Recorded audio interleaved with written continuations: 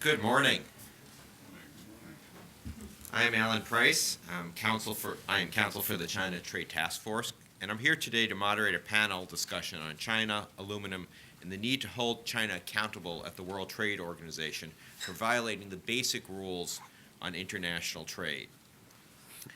We are here in London, home of the premier industry conference on aluminum and the London Metal Exchange, with an esteemed panel of industry experts. I'd like to thank everyone for attending this meeting this morning and this press briefing. With me today are several industry and trade experts from around the globe to discuss the issues related to aluminum. First, I'd like to introduce Lord Jones.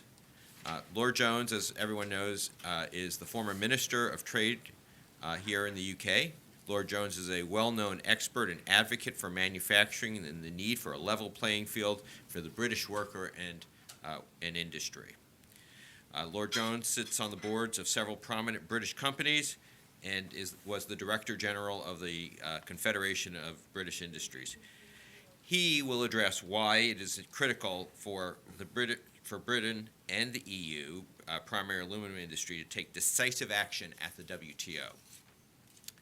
Our second panelist will be Mike Bless. Mr. Bless is CEO of Century Aluminum. Century is a producer with operations in the U.S. and Europe and globally. Century is the largest primary aluminum producer in the United States. Mr. Bless will discuss how the global industry has been impacted by China's illegal subsidies, the WTO case, and the threat posed to EU workers by the Chinese unfair trade practices. Our final speaker will be Mr. Ragnar Gudmundsson, Managing Director of Nordahl Aluminum in Iceland. He will briefly address the impact of Chinese subsidies on aluminum production throughout the world. Before handing it off to our first speaker, I would just like to say a few words. When China joined the WTO, it was a very minor and insignificant player in the global aluminum production chain. Since then, it has expanded and now accounts for 56% of primary aluminum production in the world. Yet, China is about the last place in the world one would want to produce primary aluminum from a cost and environmental perspective. So how did this happen? The simple answer is massive government support through subsidies and wholesale disregard for the global environment. In fact, China's aluminum industry is by far the worst CO2 profile in the world. So this is an issue that not only is vital to EU and British workers and industry, but it's also vital to the global environment. We need WTO action to assure that market forces determine the success and vitality of the global aluminum industry and that it is on a level and fair playing field. I would now like to turn over our discussion to our first panelist, Lord Jones. Thank you. Well, thanks very much. Good morning to you all, and thank you very much for coming. I'm sitting here looking straight down a aisle at my old chum from the BBC down there, Joe Lynham, and I'm reminded, I was just thinking about this as you were speaking, so I want to share this with you.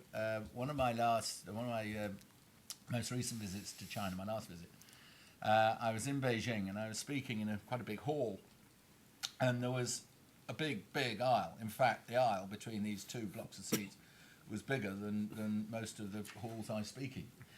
And on one side there were about 2,000 Chinese, and they were all geared up with the old headphones and whatever. And on the other side were 2,000 Aussies and Americans, Japanese and Europeans.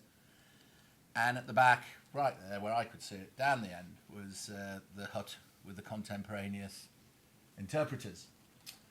And I'm quite a difficult guy to interpret contemporaneously because I never use notes. I speak very conversationally, and so they can't use the crib sheet of the speech, and they also, coming out of another language, have big trouble where you put the verb and all the rest of it. So I always make a habit of going to see them afterwards and just say thank you, because they're real serious professional people, and I don't think they ever get thanked for making jobs of people like me as easy as it does. And I mean that. They're all over the world, they're very good. So I thought, well, I'm going to start with a funny story. So I start this funny story, and I get to the end. I'm just about to deliver the punchline, and I took breath for dramatic effect. But before I delivered the punchline, 2,500 Chinese laughed. This was just a tad embarrassing. But anyway, carry on. And so I do, and when I delivered the punchline, 2,500 others laughed. So gave my speech. People were kind enough to say it was okay. Anyway, at the end of the session, I go to the hut at the end of the room, and I find this very nice Chinese lady. And I said, I just want to say thank you, and you're very good. Oh, thank you. Not many people come and do that. Thank you very much. And I said, can you just help me with one thing? What was with this, all these Chinese people laughing before I'd actually finished the funny story? She said, oh, I can explain that. She said, I realised you were telling a funny story, so I spoke into their earphones, Englishman telling joke. And I'll tell you when to laugh. And she said, and I told her when to laugh because I wasn't listening to you either. So, and I saw this here, I thought, talking about China this morning, that reminds me. Interestingly about, and you mentioned, Chairman, about level playing field, I read in the propaganda sheet for the EU, otherwise known as the Financial Times, I read that this morning where it says that some EU person yesterday has said they'd expect Brexit to deliver a level playing field. I presume that's the same level playing field that the French and the Italians have obeyed for years. Is that the one?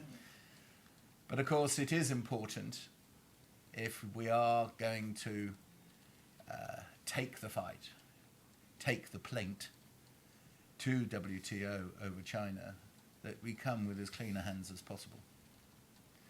And the behaviour of other countries in protectionism, when they shouldn't be, doesn't leave a lot of room for successful, non-hypocritical plaint.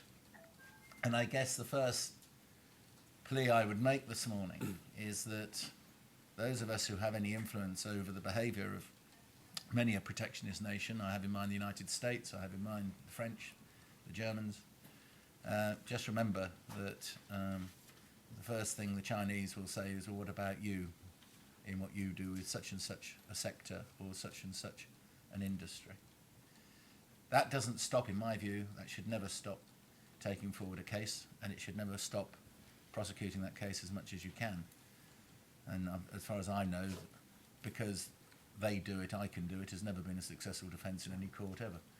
But nevertheless, in the court of public opinion, it is important that those countries that seek a change of behaviour in China don't lay themselves open to the "so what are you doing" defence. We have all been shocked, haven't we, my friends, in the last year or so, on the rebellion, the revolution that we are seeing in the ordinary woman and the ordinary man in the street over forces that they feel they are out of touch with, that they feel they have no control over. Brexit is a classic example. Trump's election is another. The rise of Marine Le Pen is another, and Renzi's defeat in Italy is another. And this feeling that the elite, people use the word liberal elite, I don't think we can call it that, the elite, the establishment, people who make the rules and then apparently enjoy the rules, have somehow left the people for whom they have a responsibility in this world behind. And those people feel that the world isn't working for them anymore, and they feel that they are no longer participating in the same economy, frankly, as others.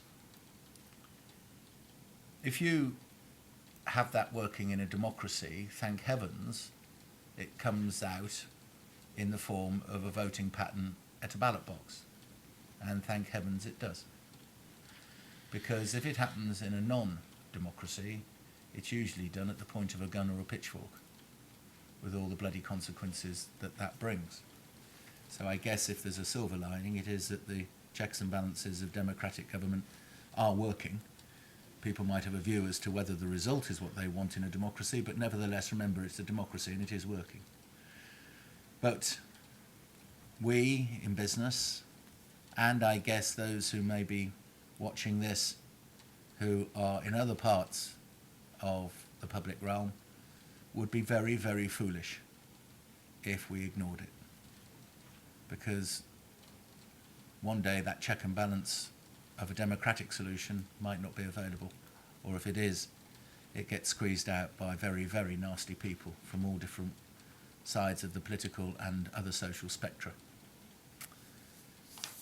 So if you look at the three prongs of globalization, if you look at this amazing movement of goods and services around the world, secondly, the movement of capital, huge capital flows at the press of a button, and the greatest migration of peoples the world has ever seen. We always look down, you know, whether you're in Washington or Brussels, in London or Paris or Berlin, you tend to look at that, rightly I guess, down the telescope of the immigration in your own country. But the migration that's going on between countries in Asia, between countries in Africa is enormous, absolutely enormous. So it is a global issue. Now, if you look at those three prongs, it has brought the most successful, enormous advance for everybody on the planet. But in so many ways: healthcare, food production, rise in living standards, rise in education standards, and, although it doesn't feel like it at times, peace as well. But for millions, especially those in countries of the developed world, it has ceased to feel like it. And one of the biggest reasons is why you're here today. Because it is no use talking at a level between prime ministers and presidents and chancellors and whatever about China cheating on the rules to which she subscribed when she joined the WTO in 2001, to which I remember President Clinton saying, oh no, they'll behave. It's no use we all moaning about it and saying, look, 9,500 jobs lost in Britain, a $40 billion industry, and yet from 3% to 55% of global share of production by China in just 16 years. They didn't get there by behaving according to the rules. It is no use if what we do is rely on our politicians to go and argue the toss behind closed doors. Because the guy or the woman who's voting in America and France, in Germany, in Holland, in Italy, in Britain, they don't buy that. And they cease to trust. What they see is the enormous job losses. What they see is a fundamental change in their local community and society. And therefore, they walk into voting booths when they can and they kick the establishment where it hurts. That's why you get Brexit. That's why you get Trump. That's why you get the defeat of Renzi. That's why you get the rise of Marine Le Pen. Because they don't feel it's working for them. And this has to be stopped. And in the short term, it's actually in China's best interest that it's stopped. That's the problem. We've got to get the battle won that they are going to succeed more in 100 years if in the next 5 years they acknowledge that they've got to start playing by the rules. Because they are wanting, I guess, a place at the top table in so many other ways. They're having to come off non-alignment, aren't they? They're having to deal with the issues of Africa. They're having to deal with the issues of the Middle East, and they certainly are having to deal with the issues of North Korea. And they're going to need their friends. And I guess one thing that all of us in this room have learnt from our respective countries is you do need your friends if you're trying to sort global problems out. That doesn't mean you have to get pushed over, but it does mean that you have to have an eye to alliances. And China will find she needs more and more alliances as she grows and develops. And we want her to grow and develop, and we want her to succeed. I want to sell all the value-added stuff that's done from the financial sector just over there all the way up to my hometown of Brum making motor cars. I want to have a richer China who can afford to buy this stuff. That, to me, is what globalisation's about. But it's time that we weren't pushed around. It's time that we were saying, hey, oi, there are some rules here. And yes, France and Italy should behave more in Europe. Yes, the Americans should get less protectionist. Of course. But that does not forgive us and prevent us from actually saying to China, in your interests, stop this cheating. And if we can publicly make that statement, if we can actually get out and get that woman who's lost her job in Scotland, the bloke who's lost his job in Italy, or Holland, or in America, if we can actually get the message to them that we're doing this, we're on their side, then you will see, over a period of time, that they understand that business is working for them, globalization is working for them. Politicians respond, and I did this when I was at the CBI, politicians respond favourably for what you need when they feel that the voter is going to be affected accordingly. The time has come. You can't do this behind closed doors anymore. Politicians can't say, well, I've got to do it in private, I'll embarrass people. Because actually, Brexit and Trump and the rest are living proof that that doesn't work anymore. We've got to be seen to be out there, calling this for what it is, cheating, and we've got to be seen out there fighting, not for the bottom line of our companies, although that is a benefit, but for the people who are going to lose their jobs and have lost their jobs, not just in aluminium industry, but actually in all the knock-on industries and sectors that rely on it. Because if we want the third decade of this century to be more friendly to business, if we want to get the level playing field working for the benefit of everyone and not just the few, and if we want to make sure that we don't have the nasty people in this world taking advantage of the polemic that is developing in our democracy, now is the time. And what we have to do is get behind this public call to call this for what it is, which is cheating, to go to the WTO and say, stop it. Thanks very much. Thank you, Lord Jones. Thank you for that inspirational speech and wise words of wisdom as a former Minister of Trade and leading advocate of trade and the importance of holding people accountable to the international rules. I'd now like to introduce Mr. Michael Bless. Mr. Bless is the CEO of Century Aluminum, who will talk more about the specifics of the aluminum industry and of the trade violations at issue. Alan, thanks very much. Thank you all for being here this morning. We're appreciative of it. Thank you to Lord Jones for his presence here this morning and for your invaluable insights. They're most appreciated and most interesting. Just a couple comments to set a context on the industry about which we're talking. The focus here of the WTO case brought by the U.S. government earlier this year and the actions of last week is the primary aluminum industry. That's the base commodity about which we're talking. But just to give you a sense, pardon me, about the size and breadth of the industry about which we're talking here, our industry sells to a supply chain in Europe that represents annual turnover of about $43 billion US and employs over 1 million people directly and indirectly. So the products, of course, pervade our daily life, and everybody's familiar with them. So we're talking about a very large, very deep industry. A couple quick comments about our company, just to give you some context. Century Aluminum is a quoted U.S. company traded on NASDAQ. Annual turnover currently of about $1.5 billion US. A market capitalization about the same number, $1.5 billion. We employ about 2,000 people in the U.S. and in Iceland and in the Netherlands.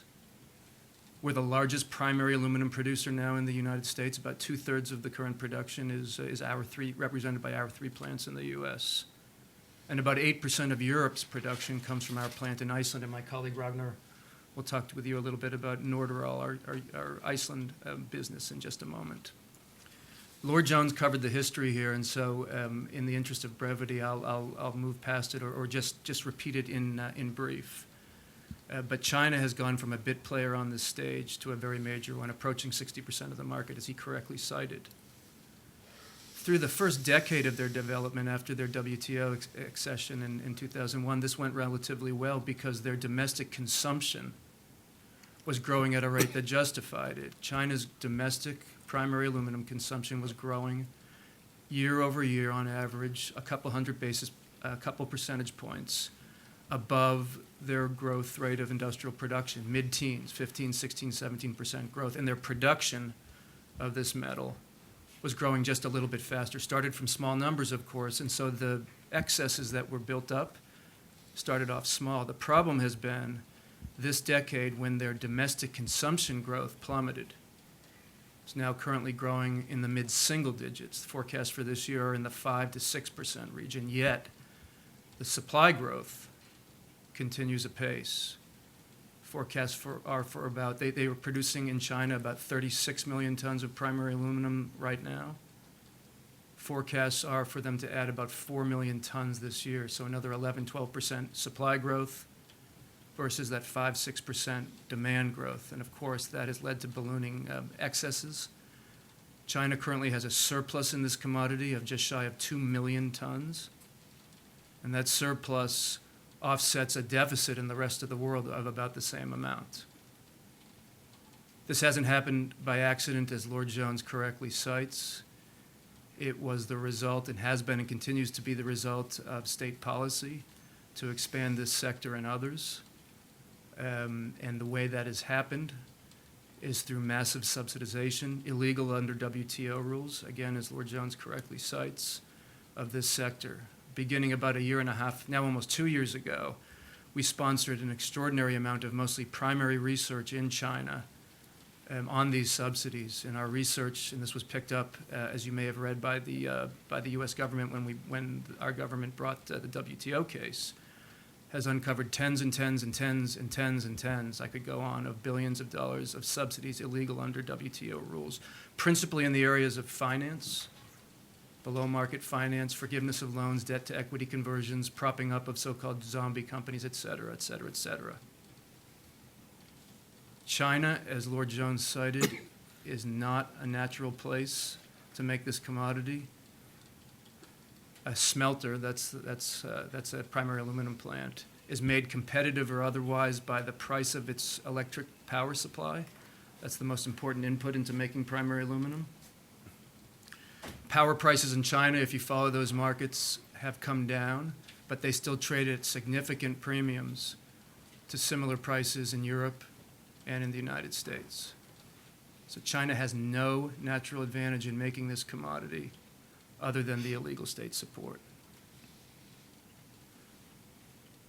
This program has led, as one would expect, to a massive increase in exports from China. Over 4 million tons per year of aluminum are now coming out of China. They're mostly coming out in the form of so-called semi-fabricated products, either real semi-fabricated products, or you've probably read, and many of you reported on, so-called fake semis, quote unquote. These are primary aluminum to which somebody has added a modest alteration to its shape, principally to circumvent an export or import regime. Export in China, of course, import into the receiving country. So 4 million tons are coming out now. And this has led, as one would expect, to a destruction in the world value of aluminium. It's a globally traded commodity, of course, priced here on the London Metals Exchange. And you've all reported extensively on the destruction of that value over the last decade. That's led to irreparable harm on the industry. Lord Jones cited some statistics here. Just to broaden it out to Europe, Europe has lost 9 of its 34 primary aluminum smelters. Europe's contribution to global production has gone from 17 to 6%. And the number of jobs was cited as well, and one can apply a multiplier several times to that in terms of the direct and indirect support jobs that have been lost as well. And there's no end in sight unless significant structural reform is achieved. And this is what we need. We need to remove the excess capacity that currently exists and that wouldn't otherwise exist without the illegal state support. One has begun to see some recent actions that perhaps, this is all within the last couple months, perhaps after the WTO case was filed, and that case, of course, has been joined by the European Union, by Russia, Japan, and Canada. One has begun to see some actions that potentially, I'd underscore that word, signify that China does understand the problem and is as interested as its trading partners are in getting at it. So last month, the central government ordered that approximately 2 million tons of expansion projects, these are plants that are currently being expanded, be halted. Very meaningful. These are modern, efficient plants. There's also 5 million tons of their 35 million, so roughly 15% of their capacity. 5 million tons that was never approved in the first place, that was conceived, constructed, and operated without any of the required permits, environmental or otherwise. That's production that we believe, and our colleagues in the industry believe, ought to come out. At the end of the day, it's only the removal of these illegal subsidies, i.e. attacking the problem at the source, that we believe will solve the problem over the long term. In addition to the WTO case, of course, very publicly last week, you saw that the U.S. administration announced a so-called 232 investigation. As you know, this is a part of U.S. trade law that looks at imports that threaten the national security of the United States. As has been cited, this is a law that the United States is able, under U.S. law, to pursue on its own. And to us, at this point in time, it's difficult to predict how that process, which can happen very quickly, might comport with the WTO process, which, as we all know, can take some time, years. The U.S. trade rep, that's an ambassadorial, ministerial in the UK or European parlance level position, reporting to the president. That position is yet to be filled, nominated by the president, not yet confirmed by the U.S. Senate. That's supposed to happen over the next couple of weeks. So we believe once there is a U.S. trade rep, the nominee is a person called Robert Lighthizer, as you probably know. We believe once that nomination is confirmed, we'll see some action there. So it's difficult in our view to see how those two processes work together. But what we do know and do believe, I should say, is that the U.S. administration is cognizant of the source of the problem. We at Century, and we believe many of our colleagues in the industry, if not most, are agnostic as to the means to the end. The end, we all believe in a common end, again, which is the cessation of the illegal subsidization. So with that, Alan, I guess I'll turn it back to you. Thank you. I appreciate it. So we'll now hear from Mr. Gudmundsson about some of the issues in Europe and the impacts of China's subsidies on European industry. Yes, my name is Ragnar Gudmundsson. I'm the managing director of Norðural Aluminum in Iceland. We are a primary aluminum smelter. We produce over 300,000 metric tons per year with a turnover of approximately $600 million per year. We have 600 employees in Iceland and about 65 in the Netherlands. And the key aspect of our operation is that we use 530 megawatts of clean energy. Our energy is based on hydro and geothermal sources. So this has no CO2 emission, which is quite important in this context. As Mike mentioned, the European aluminum market is about 40 billion euros, or over $40 billion in annual turnover, and provides over 1 million jobs directly and indirectly. I believe that the entire value chain is put at risk by the Chinese illegal subsidies. And while we're seeing the initial impact on the primary aluminum, I think the industry understands that this will cascade down the value chain in the coming years and decades. And so why do we care about aluminum? This is the metal of the future, and it is really important to secure Europe's place in the forefront of cutting-edge manufacturing. The key benefits of aluminum, just to name a few, it is used for lightweighting, for example, for vehicles.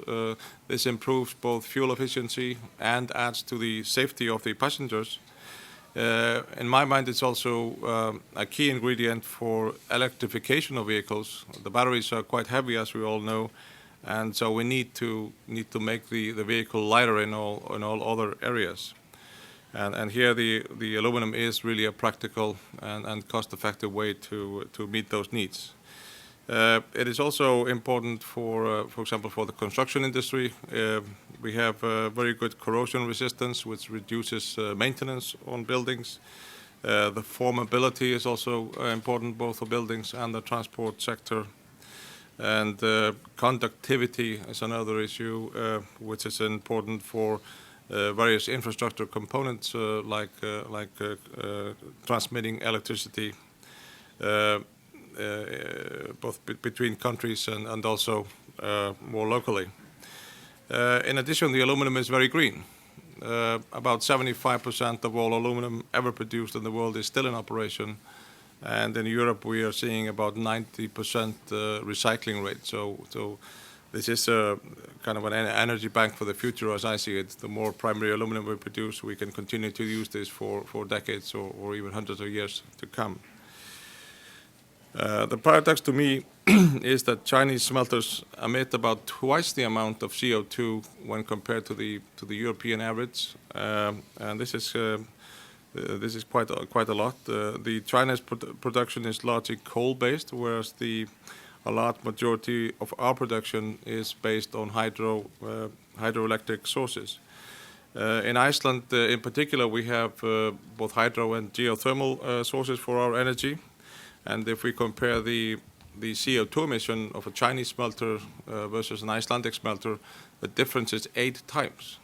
It's 8 times more in China. And as an example, we have a greenfield project in Iceland ready to go. It has not lifted off, unfortunately. But just to take that one example, adding that capacity to the market compared to taking that from China, the difference is about 5 million tons of CO2 every year. 5 million tons.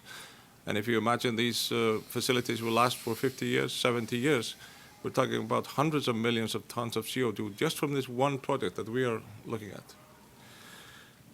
So in the end, we have found no rational economic or environmental reason for the primary expansion in China, while the European producers have been forced to shut down or progress has been halted. So the only explanation is that the unfair subsidies that enable Chinese overproduction. And we call on the leaders in Europe to stand up and to ensure that it does not allow China to decimate this important industry. Thank you. Thank you. Appreciate everyone's remarks. I'd like to ask a few questions just to kick this off, and then we'll open it up to reporters to ask questions. Everyone does have press releases in their packet, so please feel free to refer to those when it comes time to the Q&A. So, Lord Jones, my first question really relates to the rules of trade. I'm thrilled to be here with someone of your stature and experience, and someone who was around when China ceded to the WTO, and therefore understands both the optimism that exists and the risks that we've now seen and the challenges. One of the reasons for WTO dispute resolution is to address the root cause of trade problems. Do you think a WTO case, and in this case, even though it may take several years to work through, is a key to making China behave by the rules and holding China accountable to remedy these situations? Drawing on, I was a corporate lawyer for 20 years before the CBI came calling. And so drawing on that experience, if I was advising an aggrieved client, looking at all the facts, I would probably say your solution is not going to be litigious. Your solution is going to come from the application of other influence. But you've got to start suit so that you're seen to be serious, you're seen to mean it. And the one thing about a form of litigation is that it has deadlines, and it has time limits, and it has a momentum of its own. So the specific, and I'm always known for answering the question, and this will be no difference. The specific answer to your question is, do I think that a litigious suit through the WTO tribunal system is the way to go? Yes, I do, but I don't think it will get the success that we want on its own. I mean, I have in mind, you know, the Airbus-Boeing scrap of many, many years, and both sides could do with a good, healthy dose of, yeah. My learned friend on my right used a very well-known and very highfalutin legal expression just then, a kick in the ass, and you're quite right. You know, both sides, the Americans and the Europeans, were both not coming to that table with clean hands, and the solution will be outside that court. But you needed that to crystallise the argument and to get a time limit going and to get things aired. So I want to see the whole panoply of WTO rules, system and legislation brought to bear in this case. I happen to believe that the way forward, and I come back to my essential point, the guy in the street in Iceland, the guy in the street in USA or Germany or Sweden or Britain has got to see that we are all on his side. And therefore, what would you do if you were in the street and you've got a row with a guy doing the other? There'd be a degree of retaliation, wouldn't there? I mean, that's what would happen. Now, I am an inveterate free trader. Being a Brit, you know, we don't do protectionism like the Americans or the French, never have. I mean, the French have now got yoghurt as a matter of national security.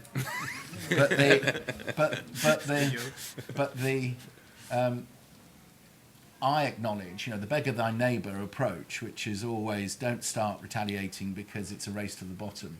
Stay open, stay free, and eventually you will win. And I think the City of London is a very good example of that. But the problem you have is China's so damn big.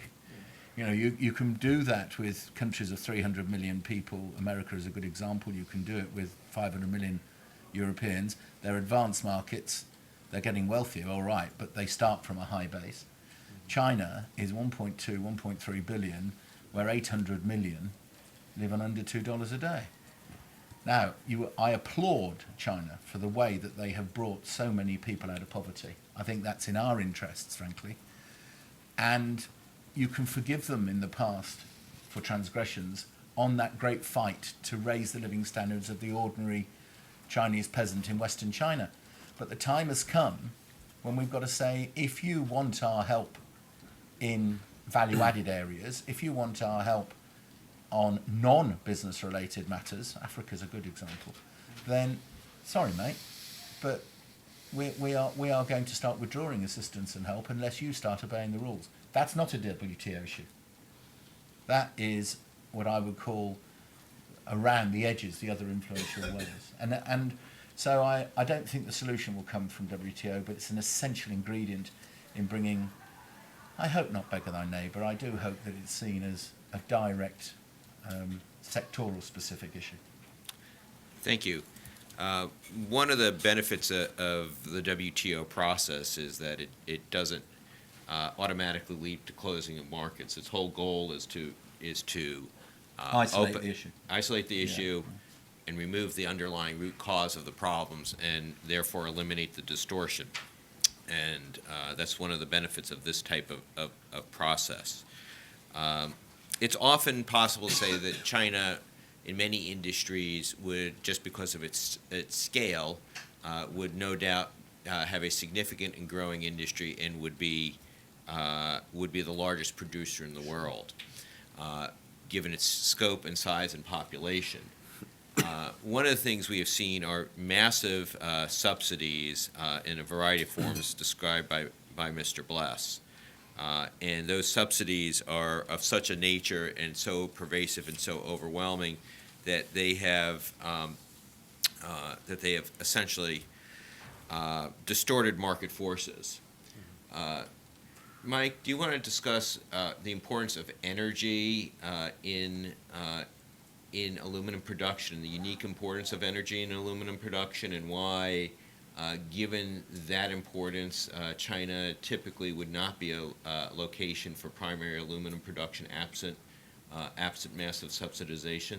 Sure, Alan. I touched on this in brief in my remarks, but let me go a bit deeper. So let me talk about the major inputs, cost inputs into producing primary aluminum. First is power, as Alan correctly cited.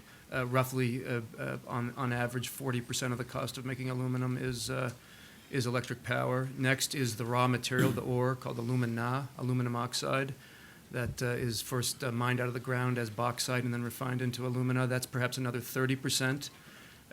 Hold that thought for a moment, please. Next would be a variety of carbon-based products, perhaps another 15%. And when you take the alumina and the carbon together, roughly 40 to 50%. Those are globally traded commodities. It's the same price, freight adjusted around the world. There's no producer, no producing nation that has a natural or an economic advantage in those commodities. So one can put that aside. Last, one might ask about labor costs, an area in which China might have an advantage. Labor is a small component, number one, of the cost of making primary aluminum, under 10%. And number two is a typical Chinese aluminum smelter, as one might expect, is much less efficient than its Western counterpart. It would have multiples of the number of persons.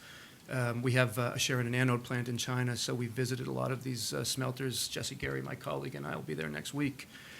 Typically, if a Western plant will have 600 persons, that same smelter in China will have upwards of 2,000 persons. Truly. So, bringing that all back, Alan, to your question, power is the only differentiator, strategic differentiator, to use a bunch of fancy business terms, as to whether an aluminum smelter is economic or not. And in power, as I believe we all know, Ragnar spoke, I thought, quite well about the economic implications of power production in China. But on the economic side, there is no benefit. One can buy power in Europe or in the United States today, roughly on the wholesale markets in the low, let's call it 25, let's call it the mid-20s to low $30 per megawatt hour. Trades in Nord Pool now, the European market, in the mid-20 euros. U.S. markets, high $20, low $30. In China, best case, you're talking about mid-40s. So you're already talking there about a 40% structural economic disadvantage in the only cost input that makes a competitive difference in this sector. So as Lord Jones cited, there's just no natural reason why this capacity ought to exist in China.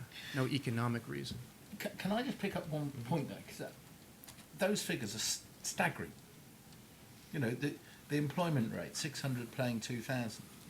The cost of the electricity rate, 29 playing 45. This is not at the margin. This isn't defensible. I hate to be a lawyer for a minute, but this isn't defensible by rounding error. I mean, this is staggering.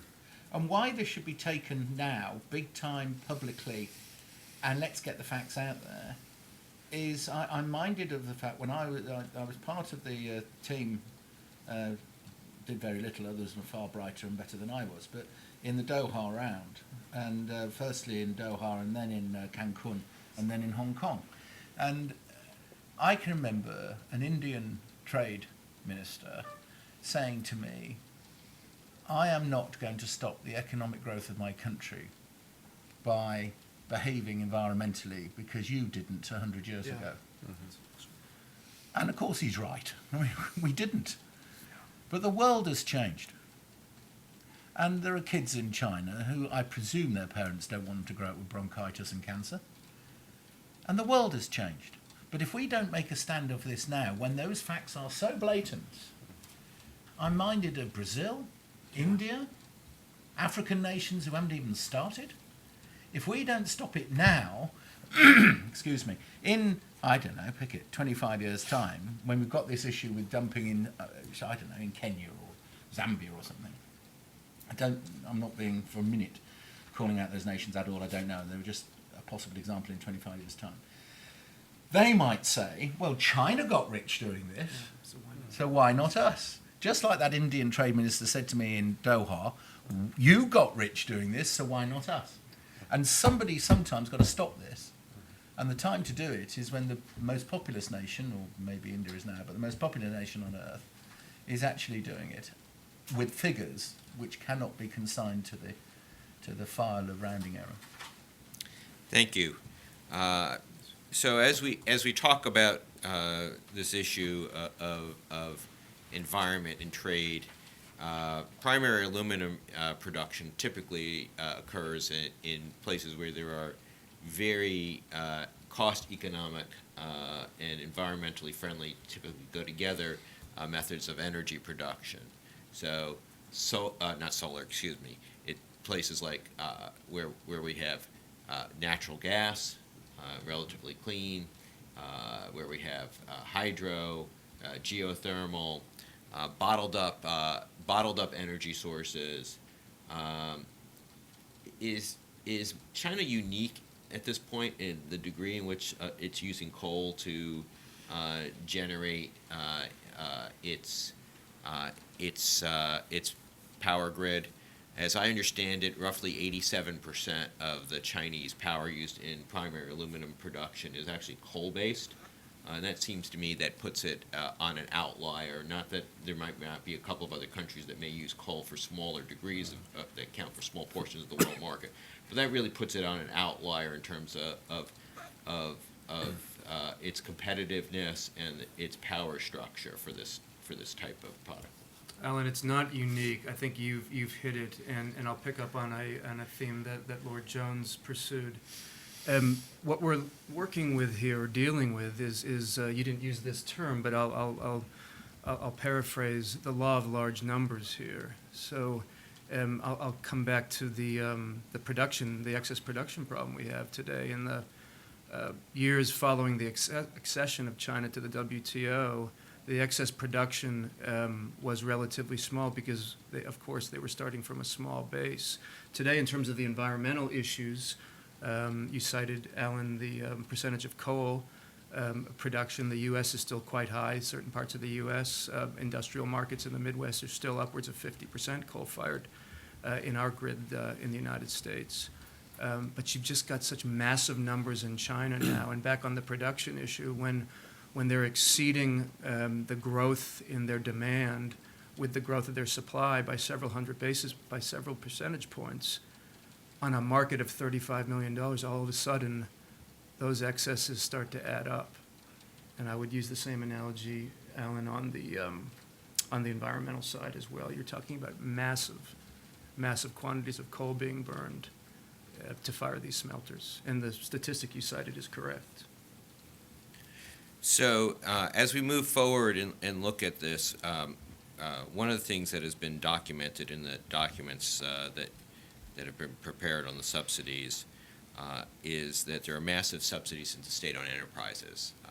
Chalco, the Chinese aluminum company, the largest SOE, has received more subsidies and more state support than any other Chinese SOE. State Power, another SOE, has received, again, massive financial support. Much of this financial support not only is to cover expansion, but to cover continuous operating losses that have occurred throughout the last 7 to 10 years. And yet we see expansion of these companies go on and on and on. If you're a market-based producer and have a return on capital, could you ever imagine expanding despite negative cash flows?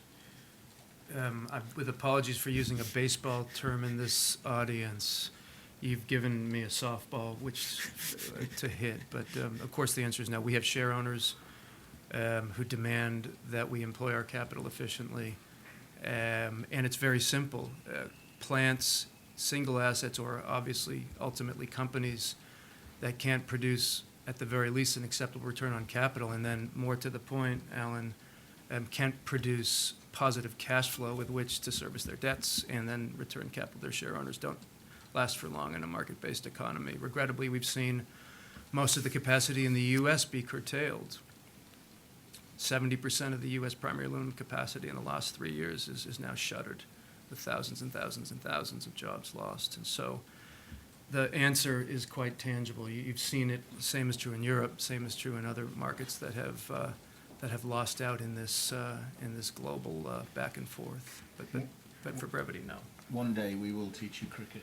I don't have the patience. No, it goes on for 5 days and ends in a draw. I'll buy you a beer at the base.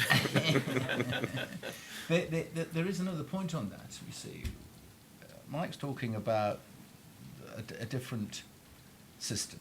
You know, one is state subsidy, state-owned enterprise, and competition take the hindmost against market forces, companies exposed not just to the competition but also to the need to give a return to stockholders and keep a vibrant business going.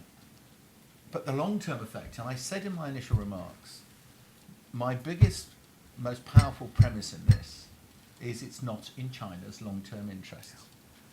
It's not in China's long-term interests from a non-aluminium sector point of view, in all the other things I talked about in a country that wants to take its place at the top table in a globalized economy. It's not in China's interest to develop, if they want to develop, a world-class, highly competitive, efficient aluminium smelting business. Because the more money you pump into a loss-making business, the more loss-making it becomes.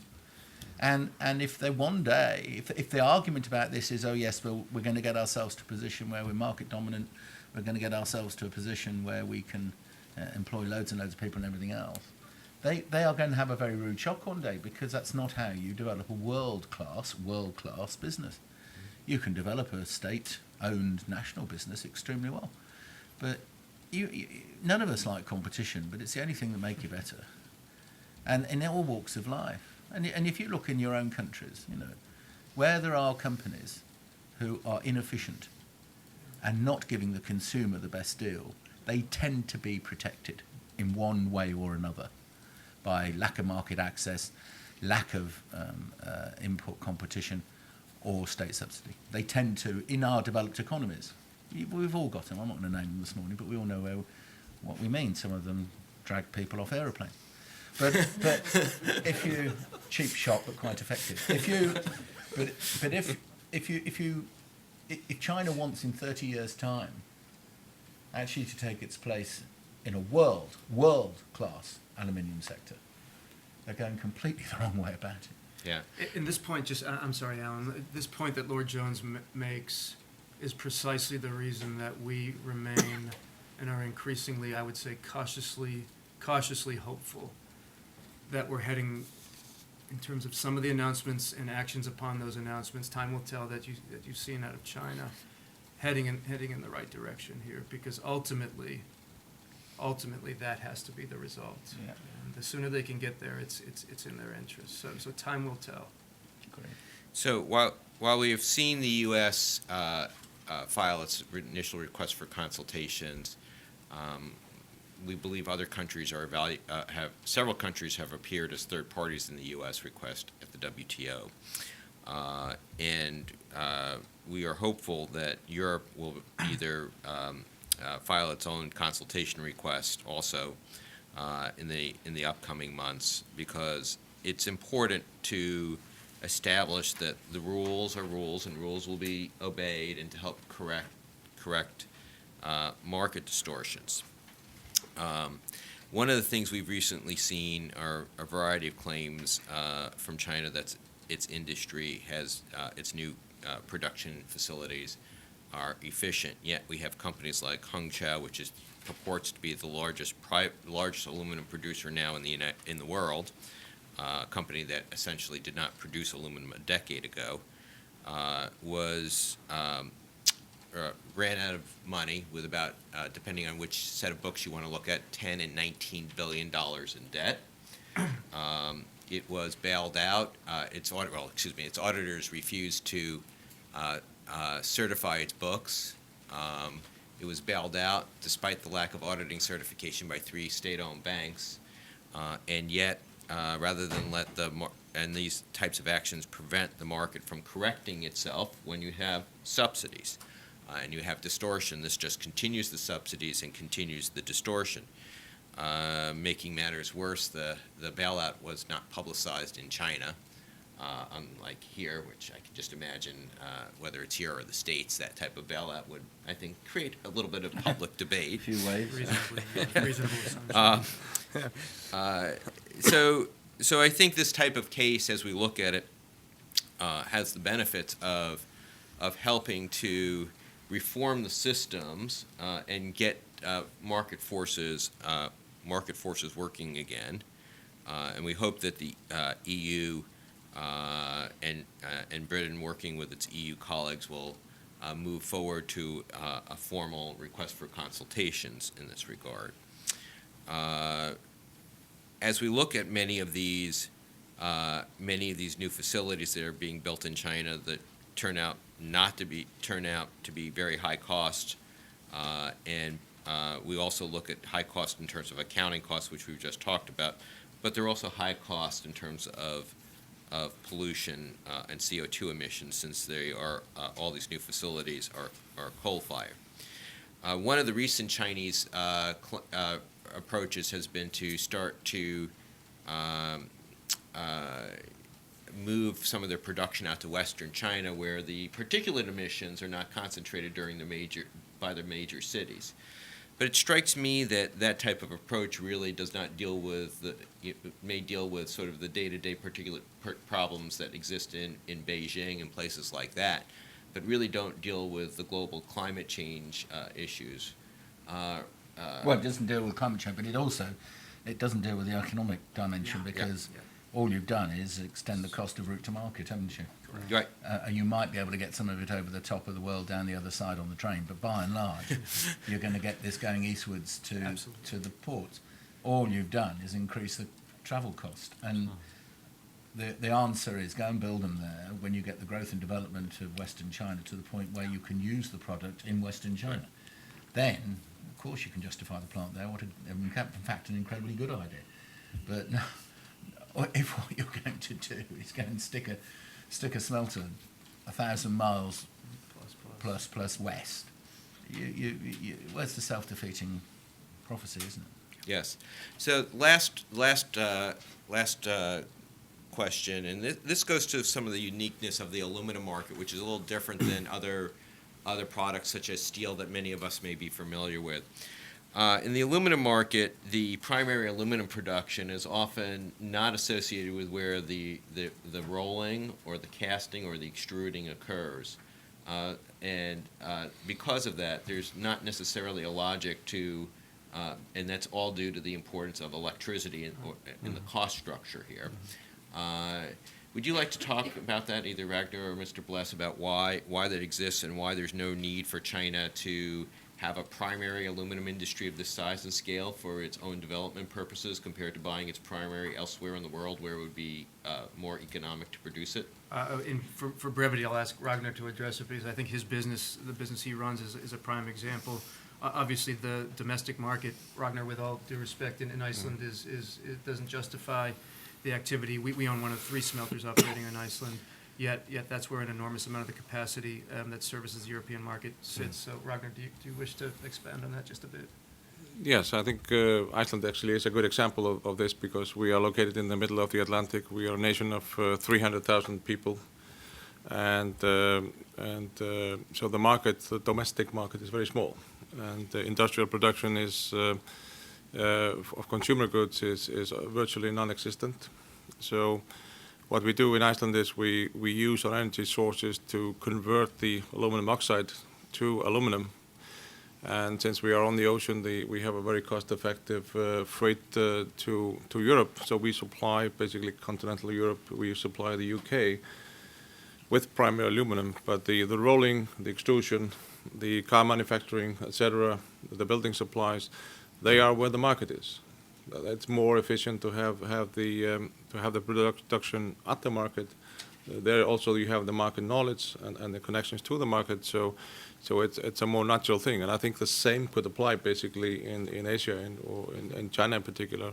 You could use the let's say the cleaner energy sources and import the primary aluminum, where you could, in the same way as Europe does, produce the actual consumer products in China or wherever the market is. Thank you. So, in essence, other than state planning or subsidies, there isn't a lot of logic in the development process to have located this industry in China, from everything I'm hearing here. And I think holding China accountable under the rules, the WTO rules, will accomplish a lot in making markets work long run, as Lord Jones points out, is very valuable and ultimately in China's interests. It's in the economic interests of workers and businessmen, in Europe, to have a market-based system that is really run by the rules, so European business can continue to expand and thrive and not continue to shed workers as it is doing in the primary aluminum industry. And uniquely, I think this is an instance where it would also benefit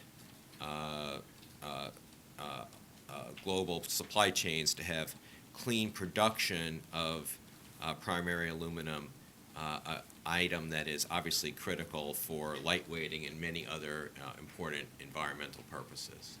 And with that, I'd like to conclude our panel and say thank you to everyone and open it up to questions. Sure, and I have myself and Will some standing mics here for folks who want to ask questions. So just with time for another Lord Jones is to leave around 9:30. So Yeah, we have, 5 minutes. Yeah, time for a couple of quick questions. So I leave these guys to your mercies after that. I'm coming with you. all right, so we'll go with Will, or yeah, we'll go with your good self, and then we'll follow up with the FT. So, and that's on. I'm Barbara Lewis from Reuters. I sort of hinted at my question before, but can you compare the situation between aluminium and steel? Because we've had a very public debate about steel, and I wondered how effective you thought that had been, and how grave is the aluminium situation compared with that? I'll just do on the top level of that. I got quite involved in when George W. Bush brought in all those steel tariffs on a temporary basis to help a loss-making, unprofitable, unproductive American steel industry. It did nothing, actually, to help an unproductive, loss-making American steel industry. It just enormously frustrated America's allies in Europe. But we are where we are. That's the art of realpolitik. That's the art of when democracy meets the business imperative. The thing I learnt in that, which I bet you is about 14, 15 years ago now, I guess, was it's very, very difficult, extremely difficult, to call out steel subsidy because there are so many different sorts of steels. It gets lost so much in the chain because so many different people add value to steel on the way through it. I mean, it is an incredibly complicated sector, and I found it very difficult to unwind it, to guess where was the tariff and where was the subsidy and which country was adding what value and where was it protected. And it's difficult. I'm not saying it's impossible. It's easy if you're a politician. You just shout, you're cheating, I'm going to look after my voting base, I'm going to stick a tariff on. I'll leave it to other people. You've done your job. The trouble is the implementation and execution of that unravelling is difficult. Aluminium is a very easy thing to call. It's a very understandable, I don't mean simple in terms of the process. There's a lot No of offence taken. there's a lot of high tech going into it. I don't mean that. But it's simple from my ignorant point of view to understand it. I can understand why it's being smelted. I understand its secondary market, primary market, secondary market, and its execution. It's so the difference is one of what does success look like, and it's easier to see where you're going and to judge success in aluminium than it ever will be in steel. That's at the top. And I would add, it's got a global yardstick as well. Unlike steel, of course, bespoke negotiated pricing around the world, there's a global yardstick for aluminium on the LME every day. Local delivery differentials, premiums added, delivery premiums in those sectors of the world that are short aluminium, like Europe and the United States and Japan. But the majority of the price that the customer pays is constituted by a global yardstick that applies to the same producer everywhere. So in that sense, I would agree. It is a much more straightforward, discoverable, fancy term, market. In this good word, respect. And I'll come back to you with an answer later on, but let's go to another question. I just wanted to ask, you're here in Europe. Are you having any contact with Russia, and are you trying to get them on board? Because I know a minister there has called for an OPEC-style aluminium group, and obviously they would add a huge amount of heft to your cause. My second point is, I just don't. You've talked a lot about the environment. I just don't understand why that's part of your cause, because Trump's calling for revival of coal. Are you saying all aluminium should just be produced in Iceland and Russia? I'm just not quite sure. On the first, quickly, we've talked to our industry compatriots in all of the major producing nations, whether it be Russia, Canada, for example, and as you've seen, those countries have asked to join the WTO case brought by the United States. So I think we've made good progress there, but we need to see these countries and obviously the EU itself step up here in terms of the WTO process. On the latter, no, of course not. The suggestion on the environmental, because we have capacity in the world, as Lord Jones says, some of these sectors were started decades, if not centuries ago, and it is where it is today.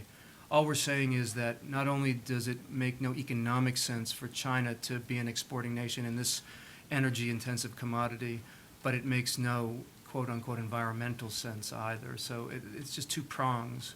But in and of itself, of course not. There'll be local production to a certain extent in all markets, whether they're coal-intensive or otherwise. And just because Trump's calling for more coal doesn't mean that the businesses of America think that's a good idea. Fair point.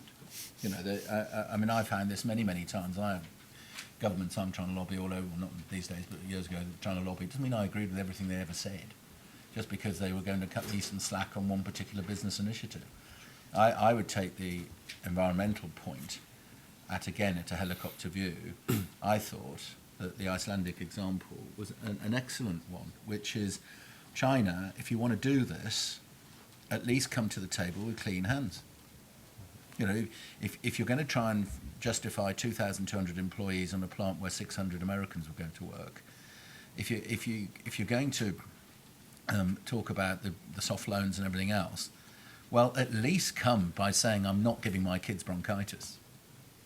And so I think the environmental point for me was that this isn't just about China illegally getting to a position.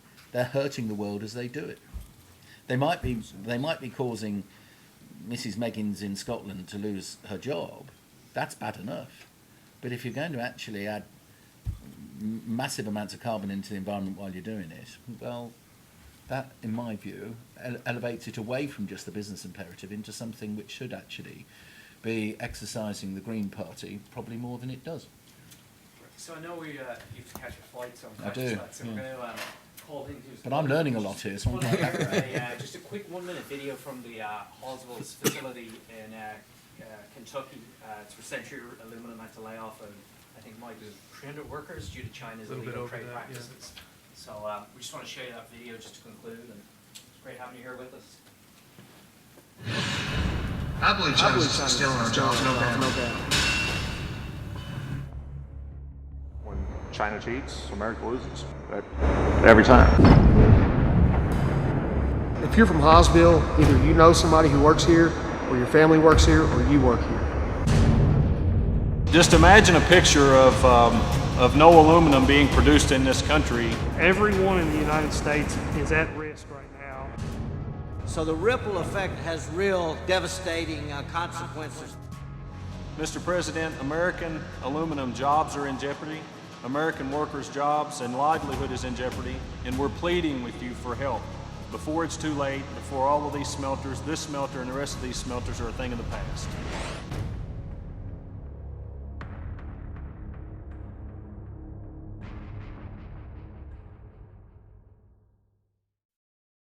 Media sit-downs and discussions afterwards. Pleasure. Thank you all for being with us, and Lord Jones, it was a great Pleasure. pleasure to have you here. Pleasure. Thanks, guys. Thank you. Great to be with you.